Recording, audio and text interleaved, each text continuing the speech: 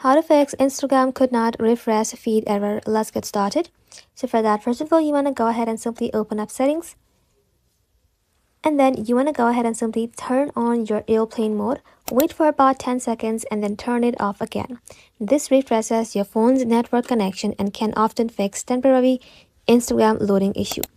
Now you can simply tap on Wi-Fi and then try turning your Wi-Fi off and switch to mobile data instead. Sometimes the issue is caused by your internet connection rather than the app itself. Now you head back to your main settings, scroll below, tap on General, scroll below again, tap on VPN and Device Management, and make sure you're disconnected from any VPN services.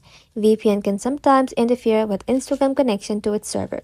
Now head back to General, tap on your iPhone storage, simply search for Instagram, tap onto it, and now tap on Upload app, then tap on Upload app again.